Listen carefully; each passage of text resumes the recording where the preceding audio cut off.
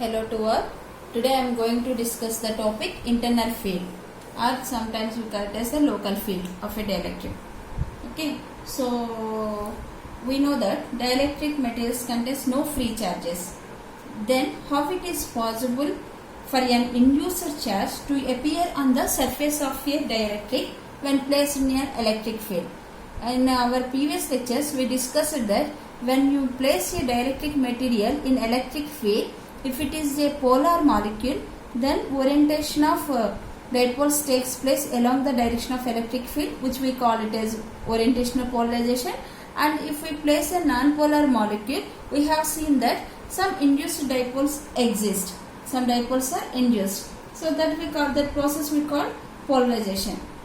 Okay, that means for dielectrics, both polar and non-polar behave in the same way under the influence of an external field.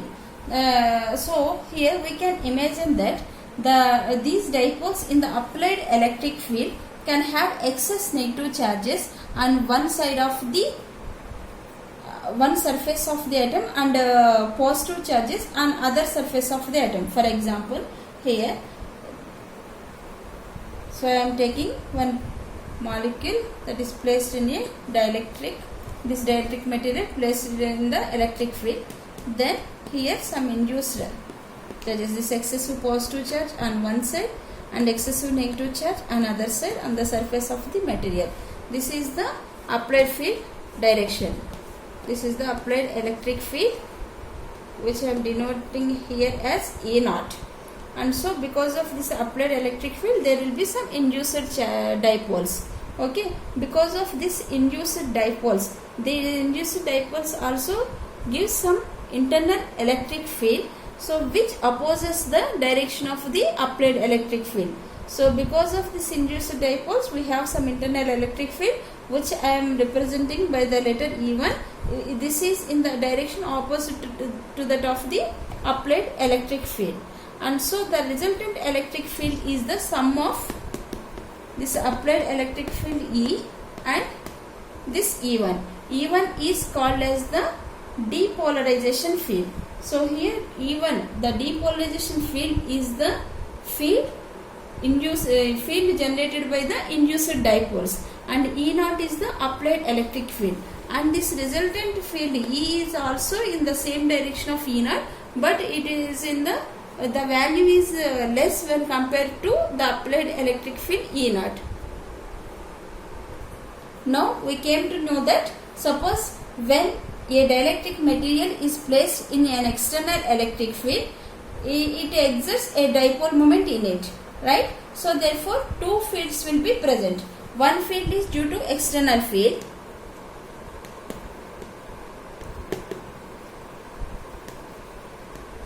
and another field is due to induced dipoles.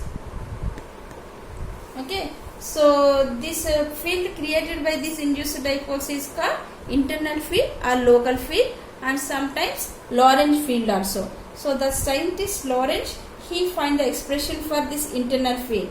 So for finding the expression for internal field, what we have to do is we have to place a dielectric material in between the two plates of a parallel plate capacitor.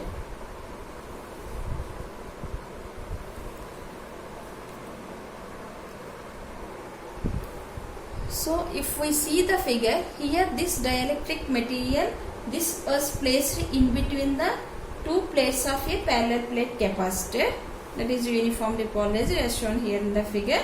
And now assume an imaginary small spherical cavity around an atom.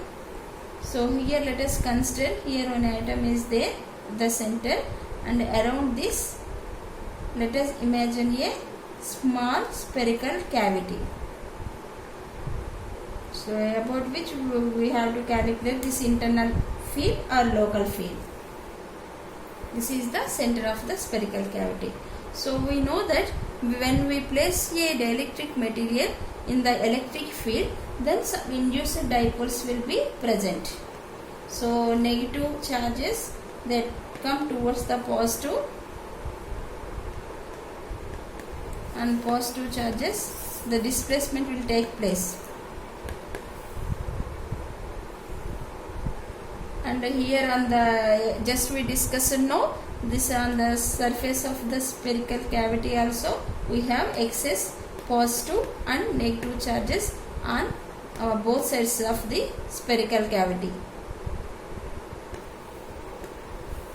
So here, so the total internal field now we can written as E internal or E local is equal to E1 plus E2 plus E3 plus E4. So what is E1, what is E2, what is E3 and what is E4? So E1 is nothing but the applied electric field and E2 is the depolarization field. Now only we discussed it, because of the induced charges we have the depolarization field. This is E2. This is the dielectric material, these are the induced dipoles, so we have the depolarization field because of this induced dipoles, that is E2. And next E3 is the Lorentz field. That means here E3 is because of the charges present on the spherical cavity, surface of this spherical cavity, that is E3. And E4 is nothing but the electric field due to the permanent dipoles of the atoms inside the cavity. This is E4. Suppose here we consider spherical cavity. Suppose if there are some permanent dipoles exist, because of that permanent dipoles also we have some electric field. That electric field is E4. So now E internal is the sum of all these four fields. So among these four fields, we know that this E1 plus E2 is nothing but that is equal to E, right? So that is the applied field, and then E is plus E3 plus E4. So our now E internal, E local is equal to E plus E3 plus E4. But what we have said here, E4 is the field due to the permanent dipoles present within the spherical cavity, right? Suppose here we are calculating the local field for a cubic structure. That means we have this dielectric with high symmetry. So for high symmetry materials, so the internal field due to this dipoles present inside the cavity is always cancelled to each other, and always you have the field equal to 0. So E4 equal to 0. And moreover, for suppose if you consider the non-polar molecule, for non-polar molecule also you don't have the permanent dipoles, in that case also E4 equal to 0. So finally what we have, E local is equal to E plus E3. So E3 is the Lorentz field. This we have to calculate now. If we calculate E3, then so our job over. So for calculating this E3, what we have to do is, we have to consider a small aerial element ds on the surface of this spherical cavity. So this is the center, and here I am. So let us take this as AB, this at O. So OA and OB equal to the radius of the sphere. And now let us imagine a small aerial element ds, okay, which makes an angle theta at the center, this theta, and this theta is with the direction of the electric field, and this ds element, this makes an angle d theta at the center. So here this aerial element is making an angle theta with the electric field, and this whole ds element that is subtending an angle d theta at the center. Okay. So now let us calculate the value of E3. So for determining E3, here I am considering a small aerial element ds which is making an angle d theta at the center, and with the angle theta with the electric field direction. Towards this side we have the electric field. Okay. So now if you take this polarization, generally polarization will be always parallel to electric field. So here this is the center, I am keeping this point as C, and the polarization is parallel to electric field E. Now what is the normal component of the polarization? So here what this area ds, normal to this area, suppose if you take it as n, then that n is making an angle theta with polarization P.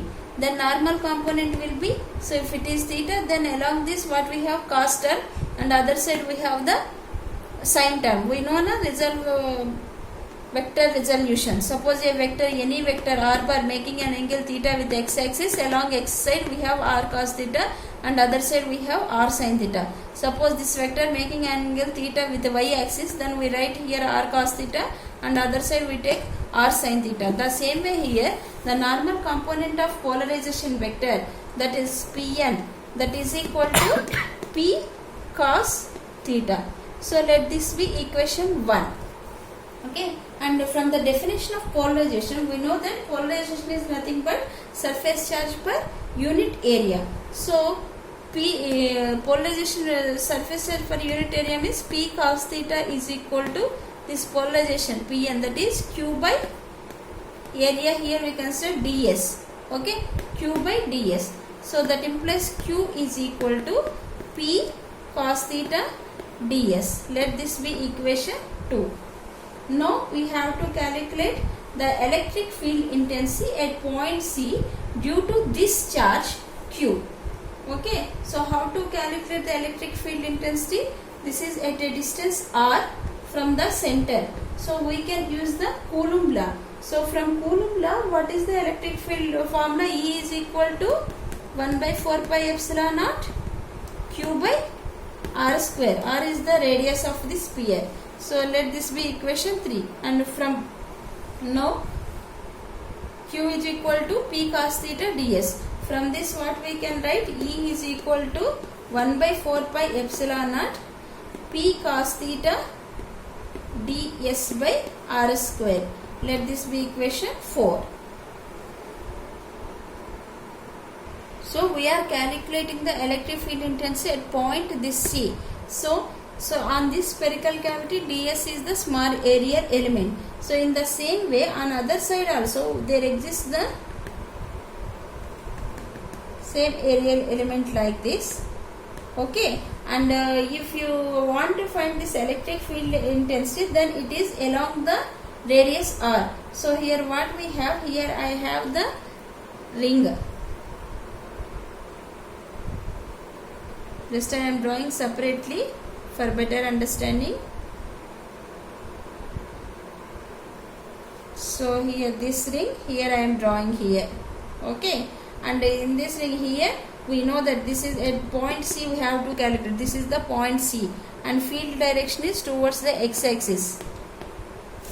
So this electric field intensity is along the radius r. Okay, so this is E. Then this is making an angle theta with the field direction E. Okay, so then what will happen? Along this we have Ex, and along this we have Ey component, x and y component of the electric field intensity, since this areal element ds is making an angle theta with E. Okay, the same way at the other point also, what we will have here? So this side Ey, this side Ex, and this is E. That means from seeing this figure, what we can understand, the Ey components are opposite in direction and Ex are in the same direction. So when we calculate the electric field, Ex components will be add up, and Ey component, they cancel each other. Okay, so finally what we will have? The component of intensity parallel to the field direction, that is Ex is equal to E cos theta. This is E cos theta. So Ex is equal to E cos theta. Let it be equation 5. Now we have, from the previous expression, we know that from equation 4 we know the value of E. Now substitute that value here. So what is that value? P cos theta ds by 4 pi epsilon naught r square into cos theta. So then it will become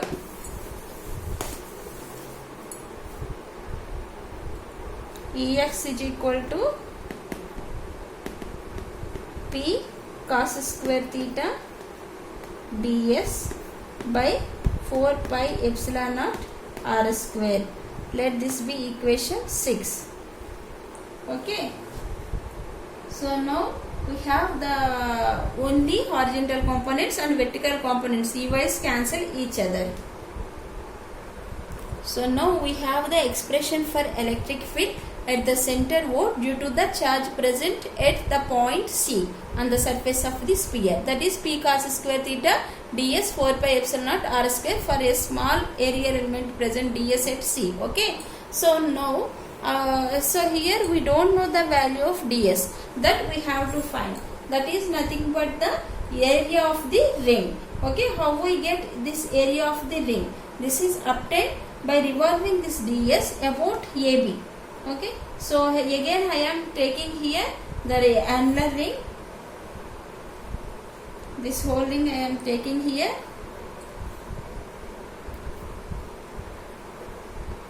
So if you see here I draw the normal, that is y, right? So y we have, and this is R, and this is the point C. Now from this, so area means nothing but circumference into thickness. So thickness R we know, because it is a cone, we know that theta is equal to arc by radius. So the thickness is r d theta, this we know. So what is the circumference? So circumference is equal to 2 pi this distance y. So how we get this y?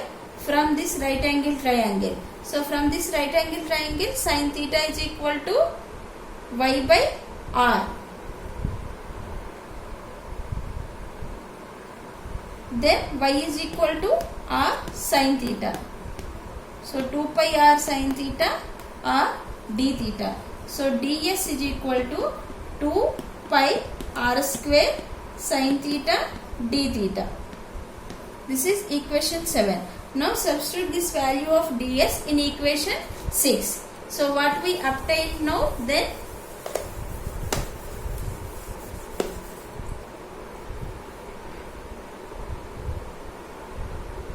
we obtain the electric field intensity due to the small aerial element ds, that is equal to P cos square theta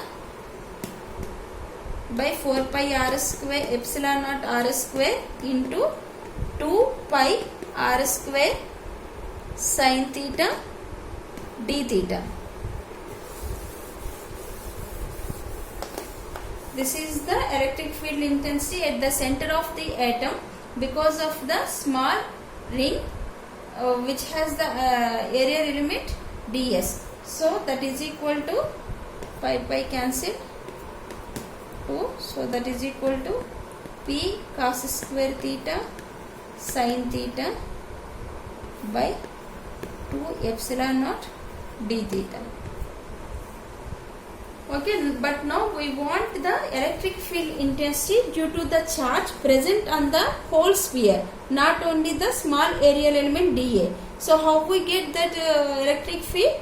By integrating. So that means we are dividing the whole sphere into small aerial element ds1, ds2, ds3, ds4 like that, and everywhere we have only horizontal components, cos component, and vertical component they cancel, and so by integrating this expression we will get the electric field, the field due to the charge present in the whole sphere, and that is E3. So E3 is equal to integral 0 to pi P cos square theta sin theta by 2 epsilon naught d theta. So now we have to integrate this expression for getting E3. So E3 is equal to P by 2 epsilon naught, taking out from the integration, integral 0 to pi cos square theta sin theta d theta. This you do it as an exercise, and this value after integrating we will get 2 by 3. So finally what we will have? P by 3 epsilon naught for E3. Therefore the electric field, total internal field E internal or E local is equal to E plus E3, that is equal to E plus P by 3 epsilon naught. This E local is known as Lorentz field.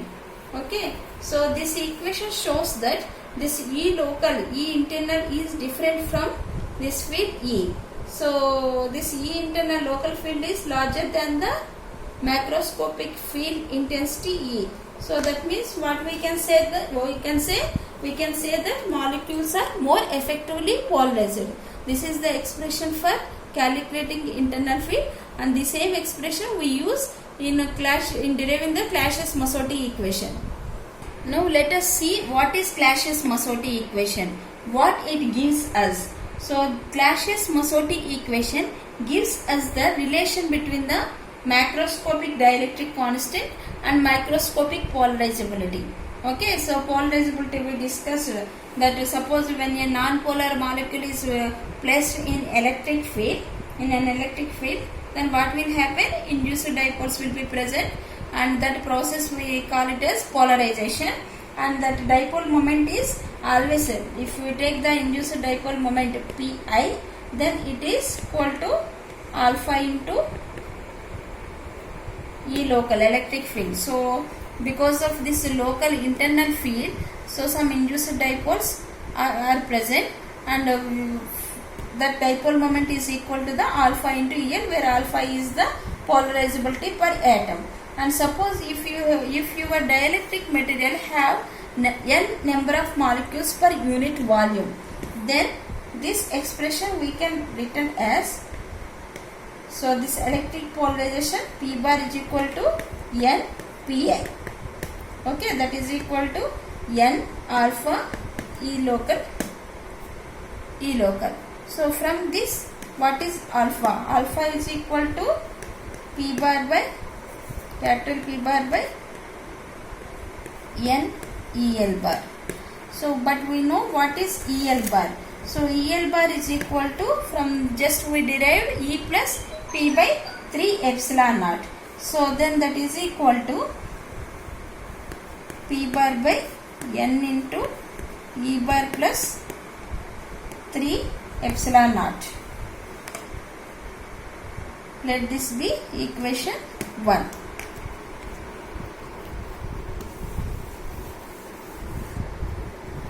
But we know that P bar is equal to epsilon naught epsilon r minus 1 E bar. This already we derived in our previous classes when we are discussing the electric susceptibility and polarization term.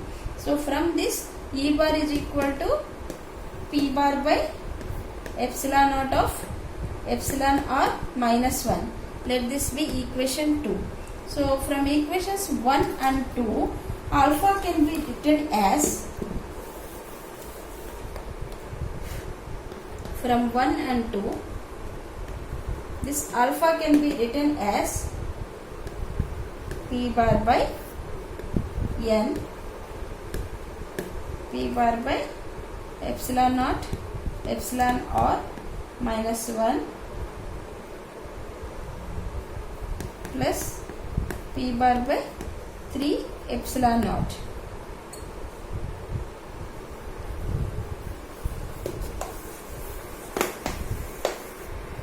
So then from this, N alpha by epsilon naught is equal to, this P bar cancelled. So what we will have, 1 by epsilon r minus 1 plus 1 by 3. Just we rearrange the terms. N alpha, this epsilon comes here and P cancel, and N alpha by 3 epsilon naught. So that is equal to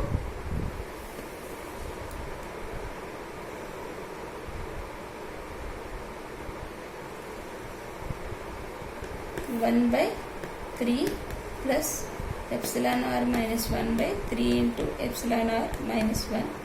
That is equal to 1 by 3 into epsilon r minus 1 by epsilon r plus 2. N alpha by 3 epsilon naught is equal to, and from this equation we can write N alpha by epsilon naught is equal to 3 into epsilon naught minus 1 by epsilon naught plus. From this equation we can write N alpha by 3 epsilon naught is equal to epsilon r minus 1 by epsilon r plus 2. This is nothing but the Clausius-Massotti equation. Here epsilon r is the dielectric constant, epsilon naught is the permittivity of free space, and alpha is polarizability, and n is the number of molecules per unit volume. So here we have the relation between polarizability and dielectric constant. Okay, thank you.